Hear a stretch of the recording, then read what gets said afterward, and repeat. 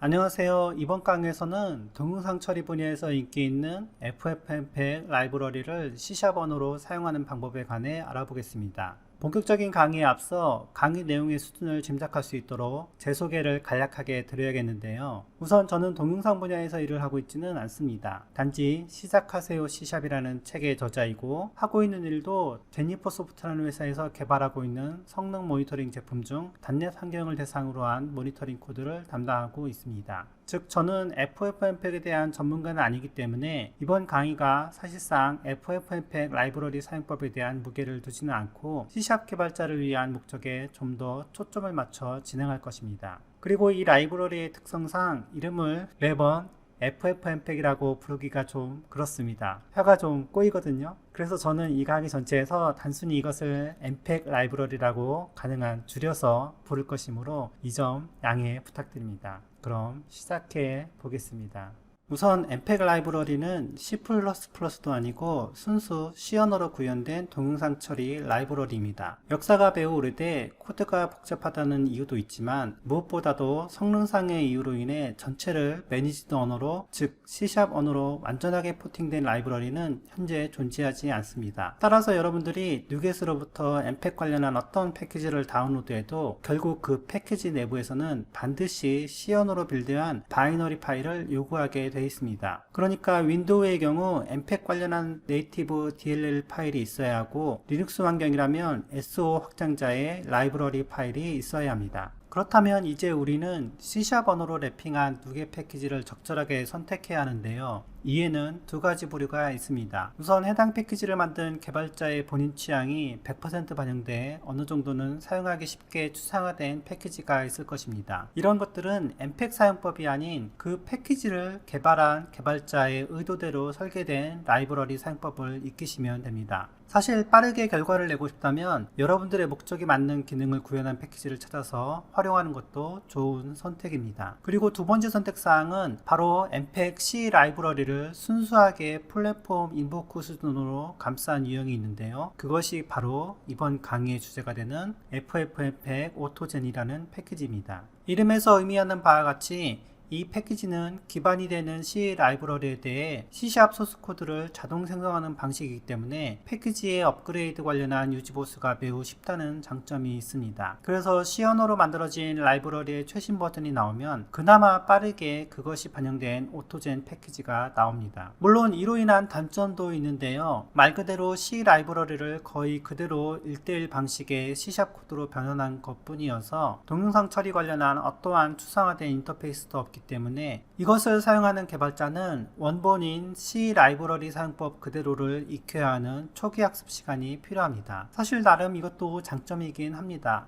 왜냐하면 여러분들이 선택한 다른 특정 패키지가 입맛에 맞는 기능을 제공하지 않는다고 가정했을 때 그 기능을 해당 패키지의 개발자에게 요청하는 식으로 의존하게 되는데요. 만약 처음부터 FFmpeg AutoGen 패키지를 선택해 개발해 왔다면 어차피 FFmpeg 원본 라이브러리에서 제공하는 기능을 그대로 활용할 수 있기 때문에 그만큼 외부 의존성을 줄이는 데 도움이 됩니다. 자, 그럼 이쯤 돼서 소스 코드를 통한 사용법을 설명하는 것이 좋겠죠. 우선 사용을 위해 당연히 누겟 패키지 참조를 추가해야 합니다. 그리고 아까 언급했지만 C# 패키지만 있어서는 안되고 그에 더해 네이티브 바이너리 파일도 함께 준비해야 합니다. 방법은 오토젠 패키지를 그냥 git 클론해서 거기 있는 x64TL을 구하시면 됩니다. 혹은 git 클론하지 않고 그냥 곧바로 GitHub 저장소 경로에서 DLL을 하나씩 다운로드해도 됩니다. 실제로 이 환경을 간단한 데모를 통해 한번 구성해 보겠습니다. 지원 범위가 .NET 스탠다드 2.0 이상이지만 그냥 최신의 .NET 6 콘솔 프로젝트를 하나 생성했는데요. 패키지 관리자에 가서 이렇게 오토젠 패키지를 참조 추가하고 이어서 네이티브 라이브러리를 포함시켜야 하는데요. 여기서는 이전에 설명한 것처럼 오토젠 git 저장소에서 함께 배포해주는 DLL을 사용할 것입니다. 이를 위해 우선 솔루션의 라이브러리라는 디렉터리를 만들겠습니다. 그 다음 실제 라이브 디렉토리도 만들 거고요.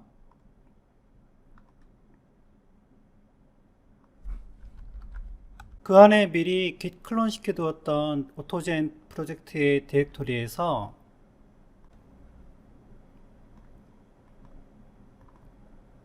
DLL들을 모두 라이브 폴더로 복사해 줍니다. 이제 해당 파일을 솔루션 폴더에 끌어다 놓기를 합니다. 자, 이제 솔루션 내의 프로젝트에 바이너리 파일을 포함해야 하는데요. 이 작업은 링크로 솔루션 폴더에 있는 내용을 연결해 주면 됩니다. 이를 위해 x64 폴더를 생성해주고 마우스 우클릭을 해 추가 기존 항목을 선택한 다음 솔루션 폴더에 추가했던 DLL들을 지정하면 됩니다.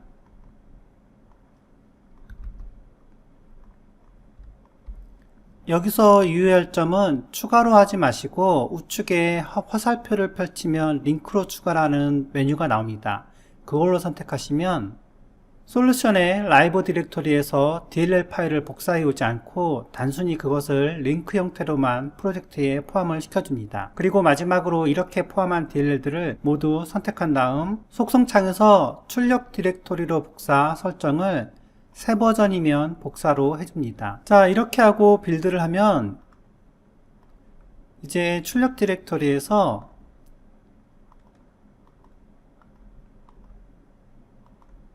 x64 디렉토리가 함께 생기고 그 안을 보면 FFmpeg 네이티브 DLL들이 있는 것을 확인할 수 있습니다. 실제로 잘 동작하는지 테스트도 해볼까요? 가장 먼저 할 일은 네이티브 DLL들의 위치를 알려야 하는데요.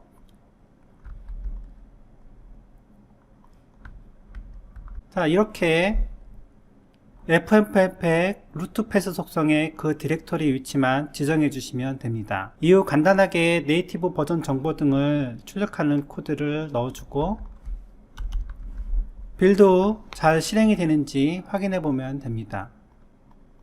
보시면 현재 로딩한 네이티브 라이브러리의 FFmpeg 버전 정보가 잘 출력이 되고 있습니다. 이것이 기본 뼈대 프로젝트입니다. 제 경우에 다소 복잡하게 구성을 한 것처럼 보이는데요. 위에서 저는 DLL을 솔루션 폴더에 담고 내부의 프로젝트에 연결해 사용하는 방식을 사용했는데 그럴 필요 없이 여러분들은 그냥 프로젝트에 곧바로 DLL을 포함시켜도 상관없습니다. 단지 그렇게 하시면 매번 솔루션의 프로젝트를 만들 때마다 반복해서 mpeg DLL을 추가해야 하는 단점이 있습니다. 자, 이제 그럼 남은 작업은 여러분들이 mpeg 라이브러리를 어떻게 사용해야 하는지 학습하는 것인데요. 이게 좀 문제입니다. 우선 뭔가를 배울 때 가장 먼저 참조하는 것이 책인데요. 일례로 예스24에서 검색해보면 이렇게 3개 정도의 책이 나옵니다. 첫 번째 책은 아주 얇은 책으로 거의 기초를 다루는 정도이고 두 번째와 세 번째 책은 같은 원서인데 2017년에 mpeg 라이브러리를 기준으로 설명하는 정도입니다. 그렇다면 다음으로 믿을 것이 mpeg 라이브러리의 공식 사이트인데요. 다행히 여기서는 대략적인 표준 사용을 위한 시나리오별 예제들이 있습니다.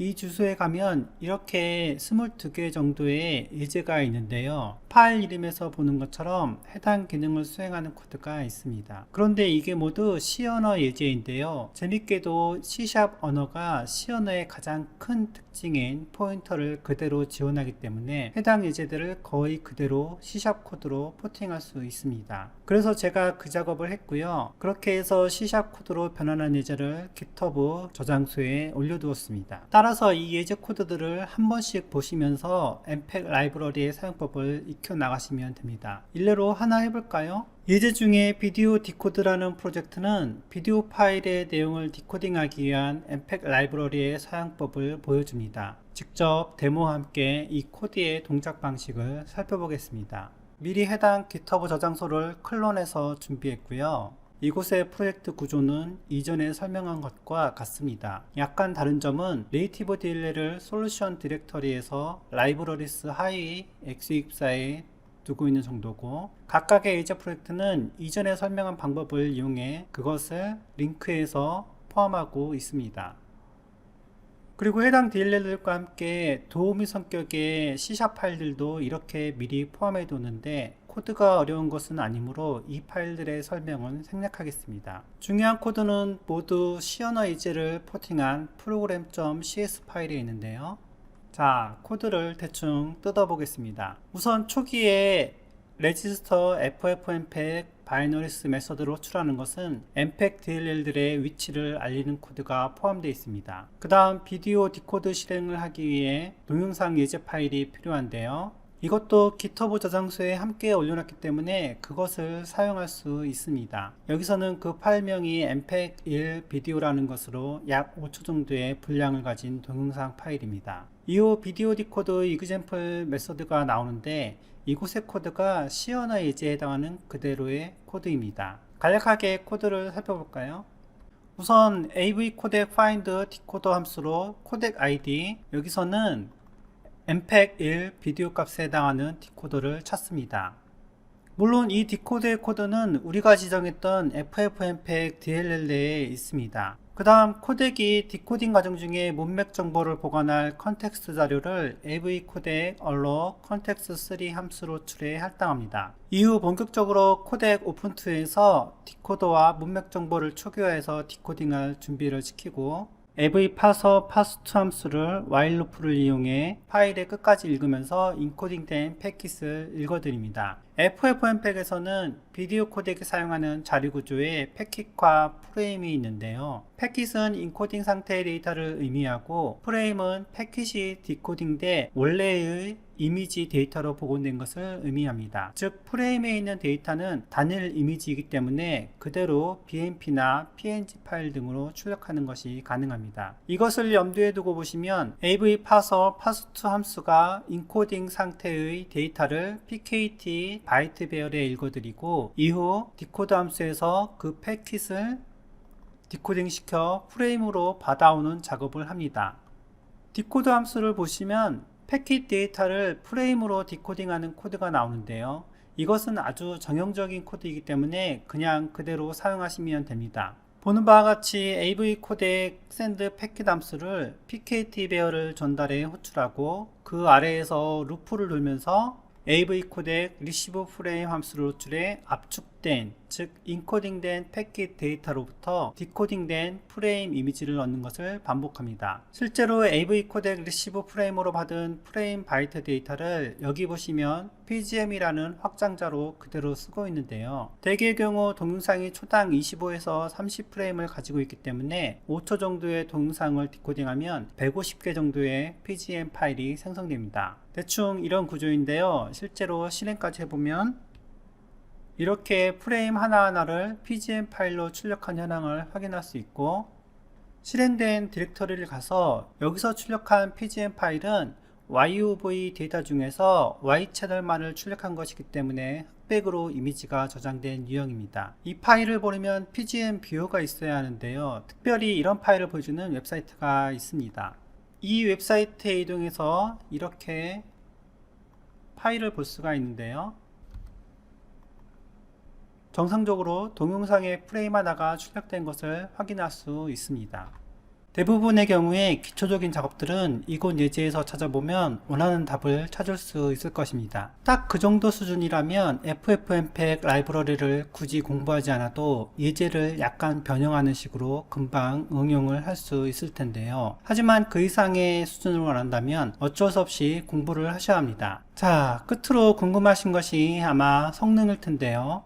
사실 FFmpeg 라이브러리를 사용한 것 자체는 일반 C 언어로 만든 프로젝트와 비교해 성능이 거의 뒤질 것이 없습니다. 왜냐하면 결국 C# 언어에서 하는 일은 주변 UI 코드 정도일 것이고, 사실상 모든 함수는 mpeg 라이브러리가 제공한 함수를 호출할 것이기 때문에 C 언어로 만든 DLL 내의 코드가 수행되므로 그 수준에서의 성능 차이는 거의 없다고 봐도 무방합니다. 단지 주의할 것은 동영상의 프레임 하나하나에 대해 어떤 이미지 변환을 C# 언어로 하는 것은 가능한 하시면 안됩니다. 가령 우리가 흔히 접하는 Full HD 화면의 경우 가로 1920, 세로 1080의 픽셀을 하나씩 변환하려면 약 200만 번의 루프를 돌아야 하는데요. 동영상이 초당 25에서 30프레임인 것을 고려하면 절대 C# 언어에서 하는 것은 성능상 매우 좋지 않습니다. 이런 경우 가능한 오픈CV 같은 이미지 처리 프로그램을 이용하고, 만약 거기서도 제공하지 않은 처리 루틴이라면 그 부분만큼은 C 언어로 제작하고 DLL을 이용한 함수 호출을 하는 것이 좋습니다. 그리고 또 하나 유의할 점이 있는데요. 물론 FFmpeg 오토젠 패키지 자체는 라이선스가 LPGL이라 크게 신경 쓰지 않아도 되지만 문제는 C 언어로 빌드된 네이티브 모드를 함께 배포할 때 발생합니다. 저 개인적으로 잘은 모르지만 동영상 분야의 코덱 알고리즘이 라이선스 관계가 매우 복잡하다고 하는데요. 현재 이 강의에서 예로 든 오토젠 저장소 측에서 미리 빌드에 제공하는 DLL은 GPL 라이선스까지 허용되는 모든 코덱들이 포함되어 있는 유형입니다. 따라서 상업적으로 여러분들이 이 DLL들을 사용하실 때 해당 DLL에서 제공하는 코덱을 무분별하게 사용하서는 안 되고 반드시 라이선스 부분을 확인해야 합니다. 마지막으로 유의할 사항은 생각보다 C 언어 원본의 업데이트 변화가 꽤 빠르게 진행이 된다는 점입니다. 실제로 지난 3월경에도 일부 시험수의 변화가 있었는데요. 이것이 FFmpeg 공식 예제 사이트에도 바로 반영이 되었습니다. 하지만 그 함수가 현재 시점의 오토젠 라이브러리에는 반영이 안 돼 그 예제를 C# 언어로 실습할 수는 없었습니다. 그러니까 그나마도 빠른 오토젠 패키지 업데이트지만 그래도 역시 원본 라이브러리에 대한 반영이 실시간으로 되는 것은 아니기 때문에 버전 선택 시에 이런 차이점도 고려는 해야 합니다. 자, 강의는 이것으로 마치고요. 혹시나 관련해서 궁금한 점이 있으시다면 제 블로그에 오셔서 질문을 남겨주시면 답변을 드리겠습니다. 그리고 마치기 전에 다시 한번 강조하지만